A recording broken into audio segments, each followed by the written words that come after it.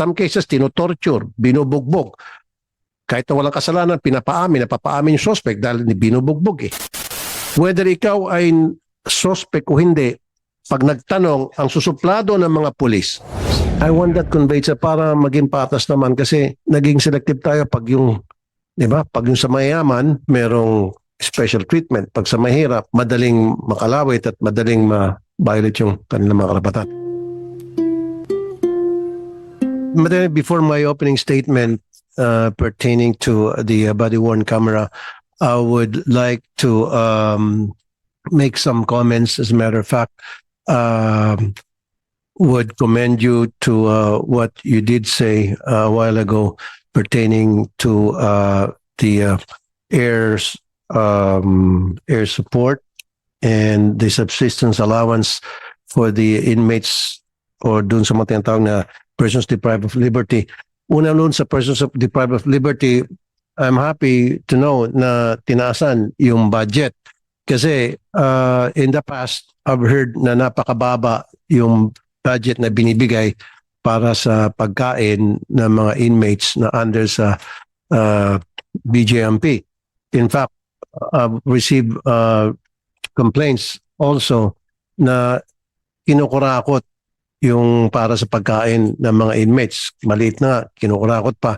Meaning yung mga inmates, kung wala silang dala, wala silang kakainin. But that has already been addressed during the last budget hearing, Mr. Chair. And then dun sa sabi niyo pong air support or air assets, very important po yan. Nabanggit nyo nga yung gagamitin for search and rescue, medical evac, surveillance and support. Kailangan lang po siguro yung sa maintenance, Mr. Chair, kung kinakailangan gastusan natin para masiguro na well-maintained yung mga air assets natin, magagamit, pakipakinabang. Kasi in the past, we've heard na may mga helicopters na nakakrash. In fact, at one point in time, kung matatandaan nyo, yung mismong chief PNP nila, sakay doon, buti na lang, hindi naman masyado naging seryoso yung anatamo niyang sugat or whatever. So, yeah, agree ako dun sa air assets na palakasin natin. Now, let's go to the body-worn camera. Mr. Chair, good morning. Senator J.B. Ejercito. Since my election to the Senate in 2022, I have been a firm and unwavering advocate for the widespread use of body-worn cameras. In 19 Congress, I filed Senate Bill number 2199, which is a measure intending to mandate law enforcement officers to use body-worn cameras during law enforcement operations. Unfortunately, kinulang po tayo ng oras para maipasa ito. This 20th Congress I filed Senate Bill number 86 with the same intention and hopefully this time maging ganap na pong batas itong panukalang ito. It's about time that all our law enforcers should wear body-worn camera at all times kapag sila po ay nasa field. There are cases that has reached my program where police officers conducted arrest with or without warrant that was not done properly and violated the rights of the accused and sometimes their families. Isa pong kaso na inareklamo sa aking programa yung girian sa pagitan ng isang rider at isang pulis. Sa video, malino na may nanakit. Ito po, Mr. Chair, if you'll allow me to show a video.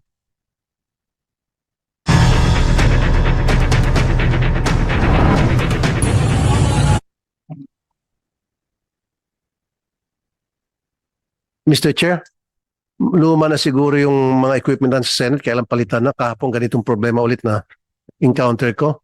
It's about time, budgetan din siguro natin yung mga equipment natin dito. Nakasalamin, naka-face mask at hinahawakan niya yung helmet ng isa pang rider at inaalog-alog. At makikita na po dyan sa video niya na may nahawak na po siyang baril.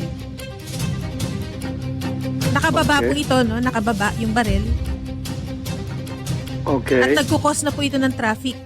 Tumabi po yung isang nakaalitan niyang rider at may mga lumapit na po na pulis. At pinusasan po yung isang movie rider. Okay, so ang nangyari, pinusasan ng mga pulis yung ina-assault noong nakaputing na hoodie. Opo. Itong nakaputing na hoodie, nakabunot ang baril. So sa halip na arestuhin yung naka-hoodie na may hawak na baril dahil in the first place, gun ban na maliwanag at that time, election.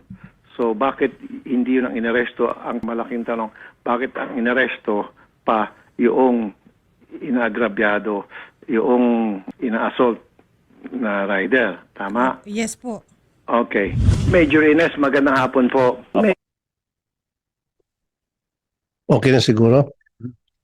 As you can see doon po sa video, yung police wala siyang suot na body-worn camera. Now, kung meron siyang suot, then doon natin malalaman kung sinong tama at sinong mali. Buti na lang, merong isang concerned citizen, dashcam niya, nakafocus doon sa pangyayari, kuwang-kuha yung blow by blow, lahat ng insidente. So, hindi pwedeng mag-deny ang police doon. Actually, yung body-worn camera, it works both ways eh. Protection para doon sa inaakusa or hinuhuli. At the same time, protection din sa PNP operative.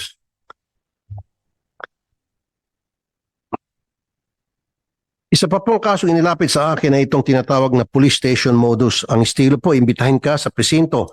Pero pagdating mo roon, hindi ka pa pala palalabasin. Yung sinasabi ng mga police, Mr. Chair, inibitahan ka namin sa presinto, pumunta ka dahil may reklamo sa'yo kahit na walang warrant. Now, pag pumunta ka doon sa presinto at dahil walang body-worn camera, yari ka na. More often than not, tuloy-tuloy ka na sa kulungan.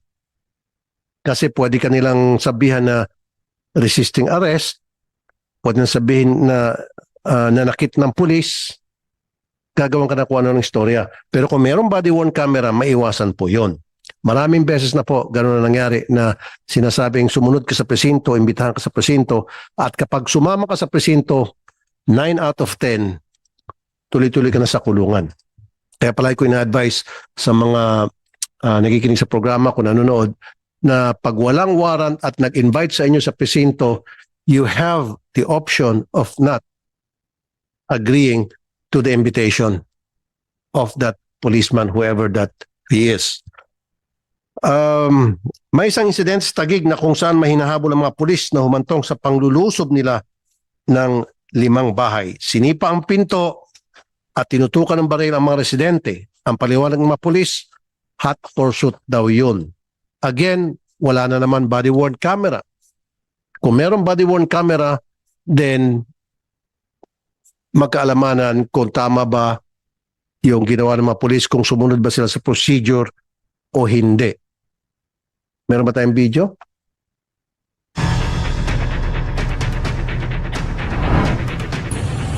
Wala naman ho kayong papel eh. Asan ang papel nyo? Manghuhuli kayo. Oh, pumasok pa sa loob ng bahay yan. Ayan. May pumasok po sa compound po namin. Bali, sabi po nila is mga pulis daw po sila. Hot pursuit daw po. Nanutok daw po ng baril yung kapatid ko after hearing daw po. Wala silang warrant or search warrant. Itong mga pulis na ito, winawalang hiya nila pag mahirap. Pag mayaman, di nila kaya. Sa pagpasok nila sa 5 bahay na uncertain sila, walang reason para pasukin nila. Imbestigahan po natin. Pupunta po kami sa inyong tanggapan, General. Samahan po namin itong mga complainant para ma-identify po yung mga pulis na inireklamo ng Taguig. Salamat po, General.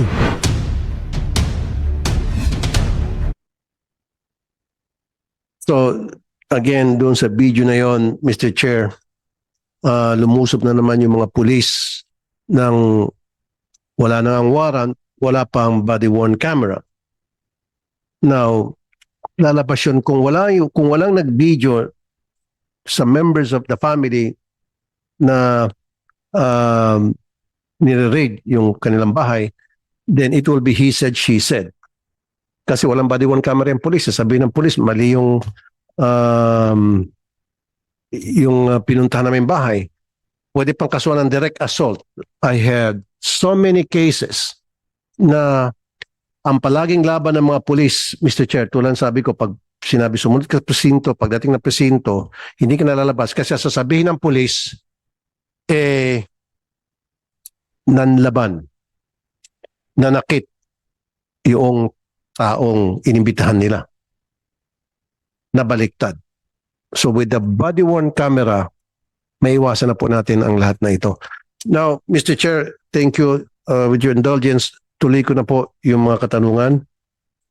But Mr. Chair, Senator Tulfo, with your indulgence, I just like the chair would just like to mention the Senate bills that are being deliberated on this juncture. We proceed with these items on the agenda. Senate Bill numbers 86, 358, 1184, and 1328, authored by Senators Rafi Tulfo, Ronald De La Rosa, Jingo Estrada, and Mark Villar, respectively. All these bills mandate law enforcement officers to use a body-worn camera during law enforcement operations. So, ito po yung mga bills that will be deliberated. You may now proceed, Senator Tulfo.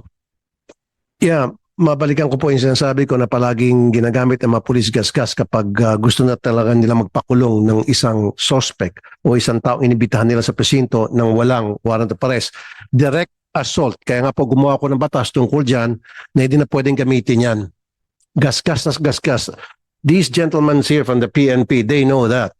Na yun ang palaging ginagamit, direct assault. Paano hindi ma-direct assault? Tutulak niya yung suspect.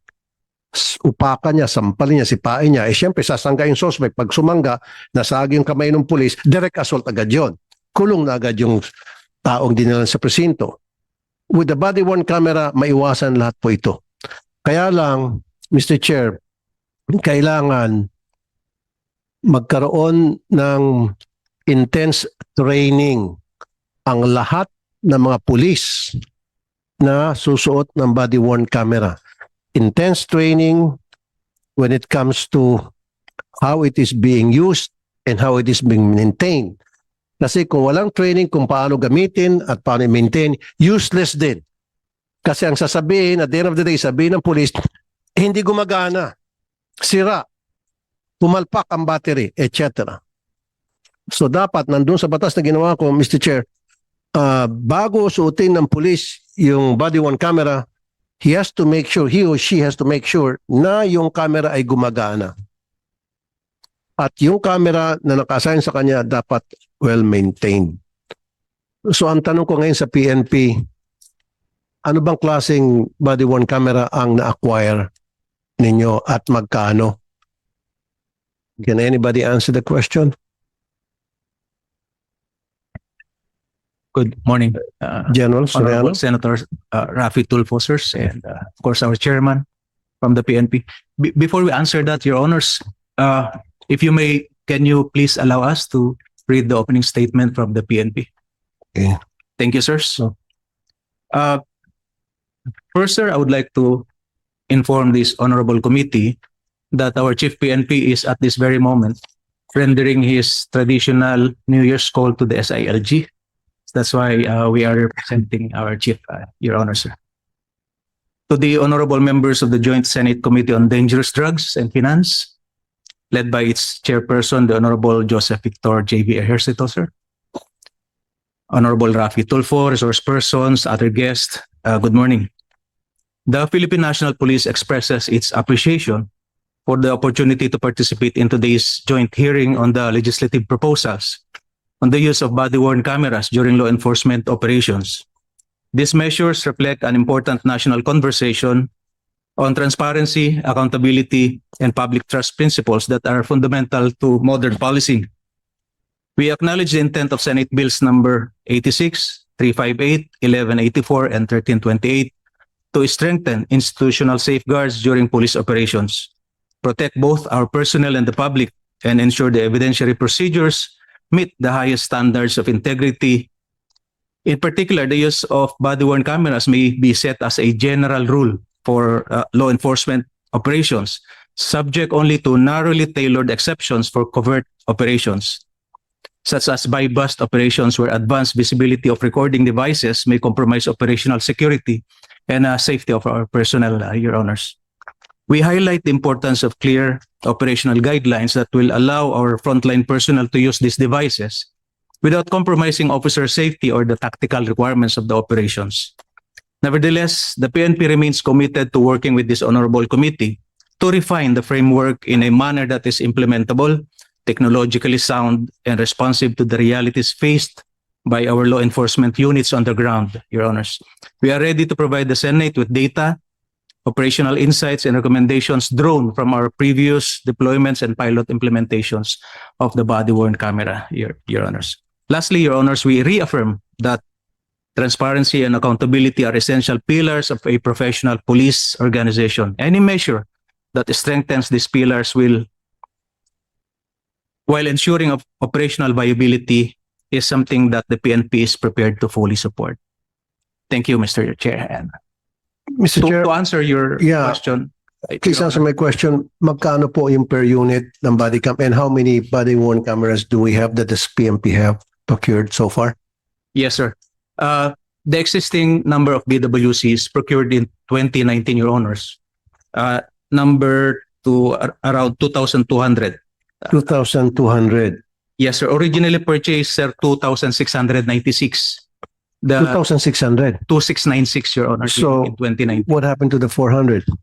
I would like to inform this committee that these units, considering that they were procured in 2019, Your Honors, have reached their end of life already. That's why we're doing our very best to do practical maintenance on the units. And as of present, out of the 2,696, we are still using 2,200 operation. Oh, wait a minute. So, ang lifespan ng body-worn cameras na binili nyo, up to 5 years lang? Yes, sir. But factors like environment, yung mga nature ng operations, Your Honor, umuulan, ay nagko-contribute din. Okay. So, now you only have 2,200. 2,200. For 2025, sir, we have ordered a total of 17,454 units. 17,000. Yes, So sir. if you add the 2,000, so we're talking about 18,200. The expected delivery of this is first week of May, this 2026, sir. Okay. And how much is it valued per unit? 32,000 pesos, Your Honor. 32,000 per unit. Yes, sir. Kasama na dyan yung live streaming? Yes, sir. Yes, kasama po. Okay. And who are this? Are you sure it's 32,000? Yes, sir. It's part of the capability of the procured BWC units, Your Honor. So this 17 plus 2,000, so 18,000 more or less, kulang-kulang 19. Who are the operatives will be wearing these BWC? Your Honor, this will be distributed as we have done in 2019 to all police regional offices and operating units at the national headquarters, Your Honor, like the CIDG and PIDEA. PIDEG, Not only PIDEA, PIDEA? Your Honor. Okay. I would also advise na dapat itong mga operatives nyo or itong mga police nyo sa mobile unit, yung mga nagpapatrolya, dapat they should be also wearing body-worn cameras. I've noticed they don't. They're not wearing body-worn cameras. Kasi sila yung palaging nasa field, umiikot, and then all of a sudden, may mangyaring kaguluhan, may kailangan arestuhin. Sila yun nasa front line. So, Opo. dapat sila ang kailangan merong body-worn camera at all times. Yes, Your Honor. Siguro po, considering yung existing na 2,200, kokonti pa po to compared to the number of patrollers we have on the ground. By the time na ma-deliver po siguro yung additional, mag-i-increase na yung makikita natin. Hindi, pero for the meantime, General Soriano, Yes, sir. mag-ikot ka ngayon. Yung mga pulis na nasa mobile patrol car, pulis naman naglalakad sa kalye, wala silang body-worn camera. Sila dapat yung may mga body-worn camera kasi meron silang everyday interaction with the public. We will take note of that, sir, and we will make the necessary adjustments. Of course, importante yung mga operatiba. Pag alam mo, meron mga raid, meron mga pagsiserve ng warrant of arrest. Of course, it's a must. Pero ako, concern ako doon sa mga pulis na palakad-lakad dyan sa kalye, foot patrol, gumagawa ng peace and order, pag lilibot, they should be the one who must be wearing body-worn cameras. Kasi silang palaging tinatawagan, Mr. Chair, pag may problema, Mamang Pulis, ayun, may nag-orimentado doon o may nagwawala po doon, pupunta si Mamang Pulis. The way, depende kung paano niya i-handle yung situation, doon magkaalamanan sa body-worn camera kung sumunod ba siya sa protocol o hindi. the way to confront or arrest a suspect. Without the body-worn camera, again, like I said earlier, it will be he said, she said. Your Honor, Kasi hindi naman lahat ng oras meron kayong operation eh, di ba? tama, sir. Okay, so anong tingin niyo po doon, sir? Sa ngayon po, ang meron tayo sa bawat istasyon ay maximum ng 8 na body-worn cameras. And compare mo to, sir, sa ratio ng personnel sa bawat istasyon natin na 50 and above, lalo dito sa NCR, ay gumagamit po tayo ng alternative recording devices katulad ng cellphones. Naku po, wala akong tiwala sa cellphone, madali po mabura yun. Madaling Yes, magawa Your ng remedyo. Pwedeng burahin agad yun, dili lalo kung cellphone niya sarili ng pulis. Buburahin lang niya yun, tapos ng laban. Only in the absence of the primary recording device, Your Honor. Kaya nga po, pero much better sana maka-acquire na tayo nitong mga body-worn BWC at mas maganda kung maging one-on-one. Kasi Mr. Chair, I remember, I think several times, tumawag ako ng PNP para i-surrender ko yung suspect, murder suspect na pumunta sa akin to surrender himself. And then dumating, 4 na pulis, isa lang mayroong body-worn camera. And then I've also observed in some incidents na magkaroon ng police operations para mag-serve ng warrant, ang meron lang, 5 sila, operatives, isa lang ang may suot. Delikado yon. Kasi siyempre, yung 4, gagawa ng kung ano nung, if I may, kalokohan, itong may body-worn camera, tatalikod lang, libre na itong 4. Gumawa ng gusto nang gawin. So kung lahat sila may body-worn camera, sa pool, walang pwede magloko. That's the reason, sinasabi ko na noon pa, lahat ng operatiba, kung 5 sila, 5 ang body-worn camera suot-suot. Kung 10 sila, lahat silang 10 meron. Ang nangyari kasi ngayon, would you agree, General Soriano? Kung 5 sila, isa lang may body-worn camera, yung 4 wala na. Tama? Most of the time, Your Honor. Yes, dapat hindi ganon. So magkakaroon ng cover-up. Pwede magtakipan sila.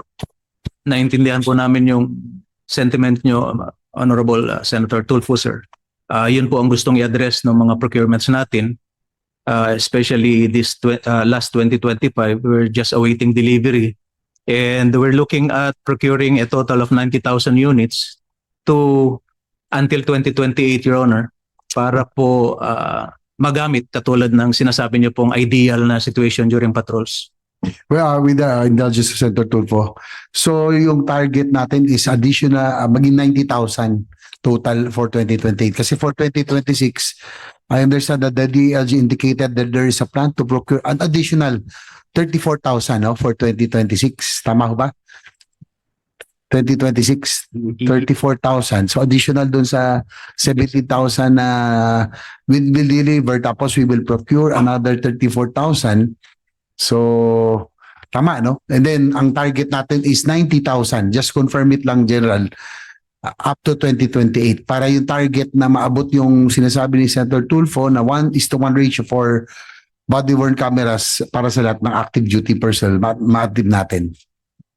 Mr. Chair, sir, for 2026, ongoing pa po ang aming market scoping. So wala po akong wala kami maibigay sa PNP ng exact number of units for procurement.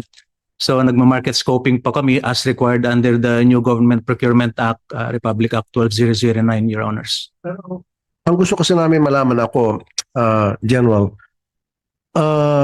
of course, pag yung mga nakaupo lang sa opisina, they don't need body-worn cameras. Yung mga lumalabas sa field, yung foot patrol, yung nasa mobile patrol, yung nag-operate, nag-serve ng warrant, these are the people na kailangan talaga merong body-worn camera.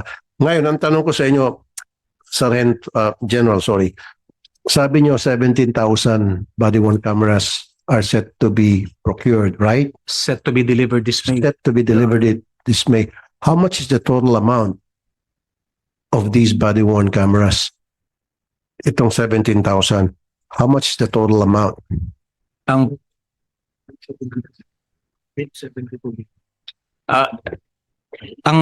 total amount for this procurement, Your Honor, is 872 million pesos. 872 million pesos. Would you divide that? I don't have the calculator because nabigla mo ako ngayon. So 872 million pesos divided by 17,000, how much would that be? Please give me time Okay. to compute, Your Honor. If I may, and also, if I may butt in also, nag-i-issue kasi po ito, no? That's why Senator Tulfo is asking. Noong isang taon, dahil yung body-worn cameras ng Philippine Ports Authority that were flagged down by our colleague Senator Tulfo, medyo mataas po ang presyo. That's why siguro ito ho yung gustong malaman na presyo natin per unit, no? So gusto lang liwanagin yung cost ng PNP para sa sarili nitong body-worn camera system. I think ito Yeah. yun, no? Thank you, Mr. Chair. Kasi katulad sa Philippine Post Authority, lumilitaw na isang body-worn camera nila nag-amount to 875,000 pesos per unit. Yan yun. So dito, magkano po Your Honor, lumilitaw? gusto ko pong inform ang committee na aside sa 17,454 units ng BWC, ay meron din po itong kasama na 1,990 units ng desktop computers intended for the operation of these BWCs. At meron din pong kasama ito na UPS at network attached storage for the BW system. So we included po sa costing ng BWC at 32,000 per unit, Your Honors. So lumilitaw, it's 51,294 per unit. Kung, kung yung sinasabi mong amount na binigay sa akin, how much was the amount again you said? The total amount? 49,000. 49,000. Almost 50,000. 49,959 to be exact. Per unit. Yes, Your Honor. At the number of units you just mentioned, how much was it again? Yes, Your Honor. It's a 17,454 units. 17,454? Okay. Correct, And, Your Honor. and then the total amount? 872 million pesos. Okay. Hindi skandaloso para sa akin, Mr. Chair. Kasi kumpara doon sa Ports, Philippine Ports Authority, isang unit lang nag-amount ng 800 million.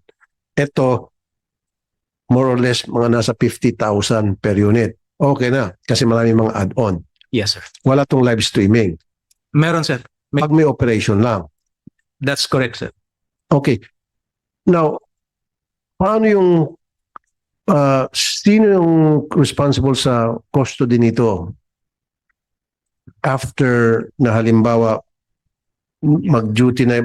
after na duty ng operatiba natin, sino ang nagsisafekeeping nitong mga body-worn cameras? Yes, sir. After the issuance of supply directives from the Directorate for Logistics, Your Honor, of the PNP, the intended recipients now take custody of these BWC units, Your Honor. Okay. Yung end users, Your Honor. At gusto ko rin po, General, dapat ang publiko, upon request, mabigyan ng access dun sa footage ng body-worn cameras. Pwede? That would depend on the sensitivity of the operation, Your Honor. But generally, yes, sir, that's provided under existing laws. The right to No, information, Your Honor. kasi alimbawa, no, kasi in other countries, they're doing this now. In the United States, for example. So nagkaroon ng traffic stop. Tapos, yung police natin naging excessive yung naging action niya towards that person na he was stopping for whatever traffic violation. Now ngayon, sasabihin nung motorista na inabuso po ako ng pulis. Sabi ng pulis, hindi, ikaw ang abusado. So sasabihin ngayon ng motorista na I need a copy of that footage so that I can bring this case in court. So they should have access to that. Upon request, upon written request, they should be given access to it. Hindi pwedeng kayo-kayo lang. We understand that, Your Honor. Meron po silang access. So upon request, so ilalagay ko yun sa batas ko eh. Pero for the meantime, habang di pa batas, make sure that the public, upon request, would have access to that. Yes, Your Honor. Maliban na siguro kung national security, okay. Pero kung one-on-one, itong tao na inakusahan nyo, na gumawa ng kalokohan, nung mahuli nyo, and humingi siya ng footage, let it be. Give him or her the opportunity na maka-secure ng footage na yun. Yes, sir. Tama? Now, a few more questions. Go ahead. Siguro tanong ko lang, singit ko lang, Senator Tulfo, your indulgence. Total, pinag-uusapan yung body worn cameras in terms of operation. Yung NBI and PDEA, kasi may mga operation din kayo, dapat may body worn camera. Ang tanong ko lang, gaano karami yung inyo pong mga units, and then para maituloy. Para alam ng committee. Kasi kayo rin yung mga crucial sa mga operations sa body worn cameras. PDEA and NBI. So, yun lang. Importante din po to para sa sa sinusulong na na panukala. Pero if I may add, makasingit bago siya magsagot. Kaya mas interesado ako sa PNP, Mr. Chair. Karamihan ng mga reklamo ay PNP. Bibihira, may magreklamo sa akin. Yung PDEA, ni-raid kami, loko-loko, abusado, siraulo, etc. I'm sorry for the words. More on PNP. PNP talaga ang palaging sentro ng reklamo ng mga taong pumupunta sa programa ko. But anyway, you might want to answer the chairman's question. Yeah, sir, we have body cameras. So now we have 806 for the whole PDEA. And we had an average per region about 40 to 45 cameras per region. Not all are wearing cameras during operations. But here in Metro Manila, every team has its own because we have a lot of cameras remaining here. In the regions, maybe in every teams, there are 2 or 3 cameras being used during operations. But PDEA has only planned operations. That is search warrant, warrant of arrest, and bypass operations. We have no warrantless arrest for the moment.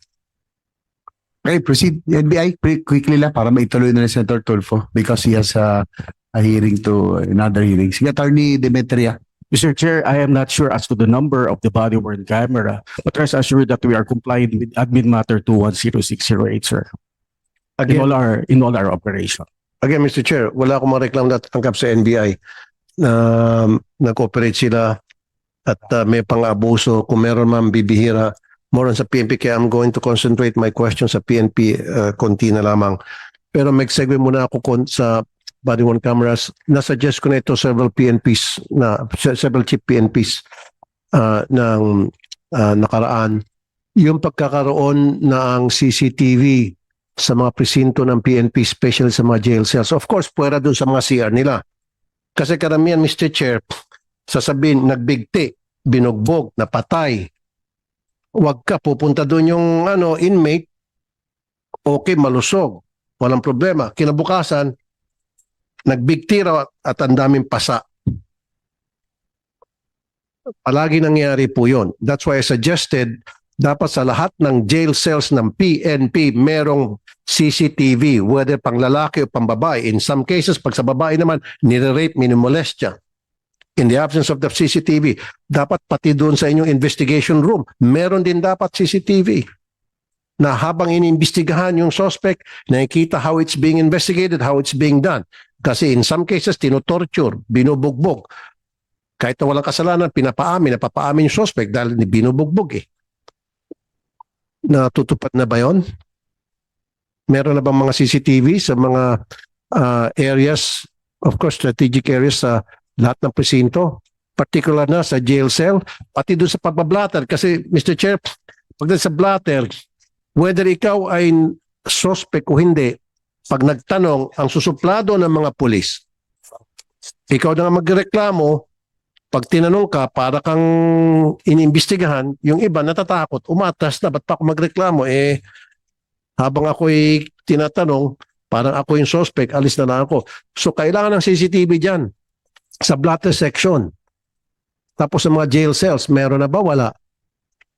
Your Honor, meron kaming existing na policy sa PNP on the installation of CCTVs in specific areas in every station, but this is limited to the availability of CCTV. This is one of our ways forward, katulad din ng BWC, Your Honor. No, teka muna sir, nag-budget na ako dyan, nag-request ako ng budget for that na magkaroon ng CCTV sa jail cells. Of course, huwag mo ilagay sa loob ng jail mismo dahil sungkitin niya ng mga inmates. Doon sa labas na nakafocus na may kita yung activities ng mga preso doon sa loob.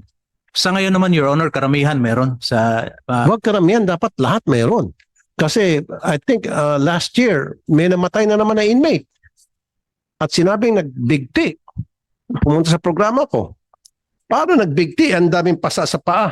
Eh kung nagbigti, dapat ang pasa sa liig.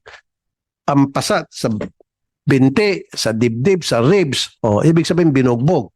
Kung may CCTV, hindi mangyari yun. Diba? Saka dun sa interrogation room, dapat mayroon ng CCTV. Yes, It's a Your- must. You should do that. General, ilang beses na ako nagsalita ito, ilang PNP na nakalipas. Puro yes, yes, Your Honor, yes, Your Honor. Pero hanggang ngayon, wala pa rin. Anong klase yan? Doon sa mga areas na sinasabi niyo, Your Honor, meron naman tayo existing sa Lahat ng jail cells? You sure? sa police stations, Your Honor. Yeah, kaya nga, sa lahat ng police station, mga jail cells, dapat Yes, meron. Your Honor. Meron na? They are required, Your Honor. Required, pero hindi pa lahat. Kasi maggagawa ko ng random inspection, gusto ko dapat lahat. Meron. Tapos doon sa mga pagblateran, yung welcome to the PNP, tapos di ba may desk yan.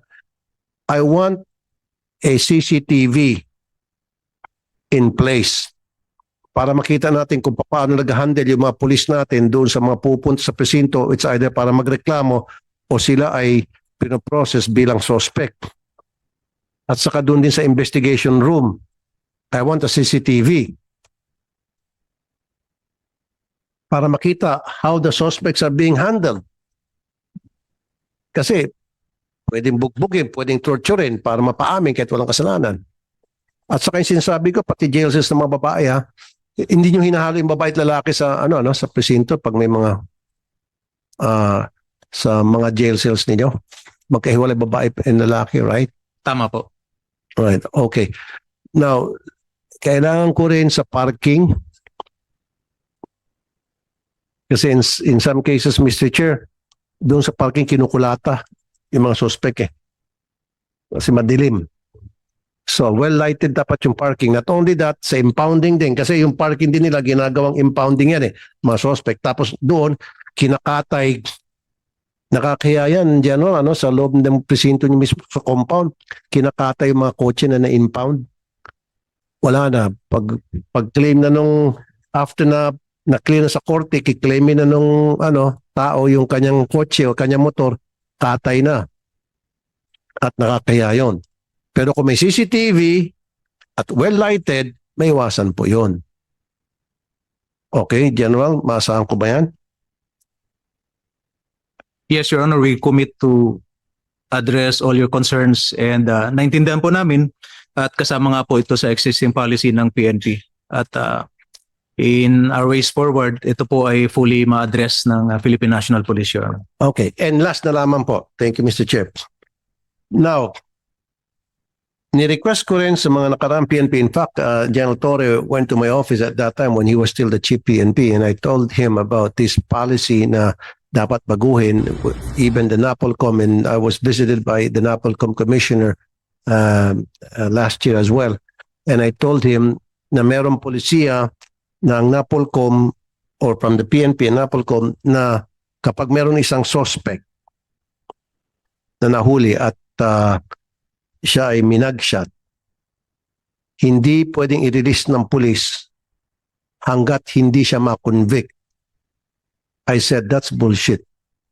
Samantalang kapag yung pulis gustong mag-exhibition, wala ng policy agad-agad yung suspect, hinihilera pa, ini-issue sa media.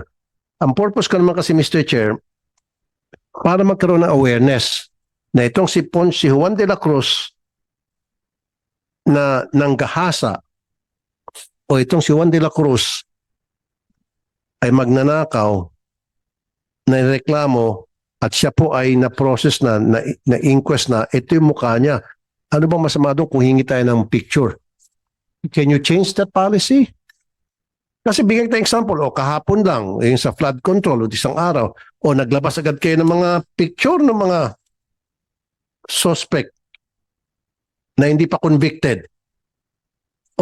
Tama ba? Yun, yung dalawang suspect sa flood control, naka-mugshot na nilabas nyo. So selective kayo. If I may answer, Your Honor. Go ahead po. I don't have the detailed circumstances of that case na sinasabi niyo po na na-refuse ng police na ibinigay ang picture. Pero as far as the PNP is concerned, upon filing of any case, there's an attached mugshot of the suspect. So available na po right there and then yung picture. Yeah. Exactly. Dapat mag-issue ka sa lahat ng commander kasi the last time I forgot the name. Anong pangalan nung ano? Ano ba kaya ano? I think it was a colonel na sabi ko, pahingi ng picture nung suspect na nakasagasa. Kasi na meron tumatawid na pedestrian na bata na sagasaan. So ang ginawa, kinalat yung picture ng bata, kinalat yung picture ng nanay, pero yung picture na nakasagasa ayaw i-release ng pulis. Kasi nga, hintayin daw, dahil may policy ang pulis, hintayin hanggang sa makonvict. So sabi ko, that's a bullshit policy. So nangako sa akin yung PNP, pati na Polcom, that they will change that. So dapat gusto ko from now on, lahat ng presinto, lahat ng commander, masabi na pwede as long as yan ay namagshot na, di ba? Dumaan na yan sa proseso, huwag natin hintayin hanggang sa conviction. Can you do that now, General? Yes, Para sir. banggitin ko itong hearing nito, para sa susunod, pag may pumalag ulit ng mga station commander, sabihin ko, sabi ni General Engelbert Z. Zoriano, pwede na raw. We'll At address mag-issue ka po ng memorandum sa lahat. Yes, sir. We'll convey this to the appropriate directorate and unit of the Philippine National Police. I want that conveyed sa para maging patas naman kasi naging selective tayo pag yung, di ba? Pag yung sa mayaman, medyo merong special treatment. Pag sa mahirap, di ba? Madaling makalawit at madaling ma-violate yung kanilang mga karapatan. Yun lang po, Mr. Chair. And thank you. Thank you, Mr. Chair. Thank you sa PNP. Thank you. Thank you, Senator Rafi Tulfo, for your interventions, no? Lalo na din sa body worn camera. Maraming salamat at malaking bagay po ito.